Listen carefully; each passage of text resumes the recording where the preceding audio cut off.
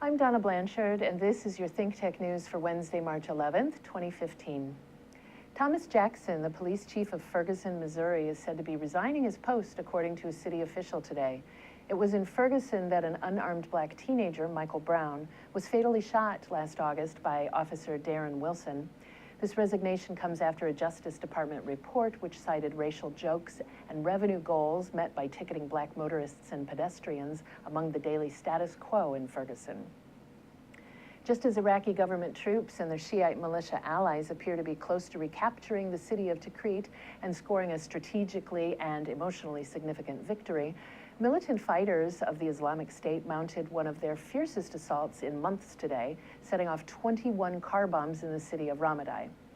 Security forces fought Islamic State holdings in two remaining neighborhoods on the west side of Tikrit, the birthplace of Saddam Hussein, where militants massacred more than 1,000 Shiite Iraqi soldiers last year. The city has been a focus of week-long assault by Iraqi forces, the largest operation against the Islamic State, also known as ISIS or ISIL, since it took control of much of the country last year. To the west, in Ramadi, the capital of Anbar province, the militants gave a show of force even as they lost ground in Tikrit.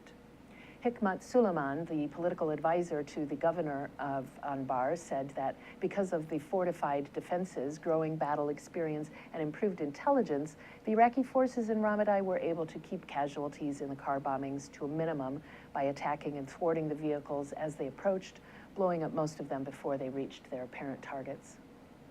A senior military official at the Anbar Province Operations Command said 5 people were killed in the bombings and scores were wounded. An exclusive from Reuters today says that the United States has asked Vietnam to stop letting Russia use a former U.S. base to refuel nuclear-capable bombers engaged in shows of strength over the Asia-Pacific region. This request seems to expose strains in Washington's steadily warming relations with Hanoi. The request, described to Reuters by a State Department official, comes as U.S. officials say Russian bombers have stepped up flights in a region already rife with tensions between China, U.S. ally Japan, and Southeast Asian nations.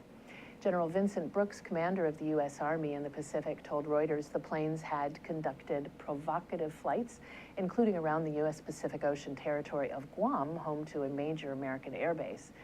It is the first time that U.S. officials had confirmed the role of Cam Ranh Bay in Vietnam, a natural deepwater harbor in Russian bombing plane activity that has increased globally.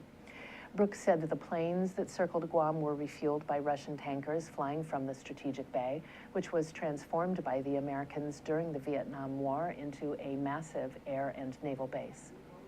Vietnam's willingness to allow Russia to use Cam Ranh Bay reflects Hanoi's complex position in a geopolitical tug-of-war that frequently pits China and Russia on one side and the United States, Japan, and much of Southeast Asia on the other. I'm Donna Blanchard, and this has been your ThinkTech News for Wednesday, March 11th, 2015. Ahui ho.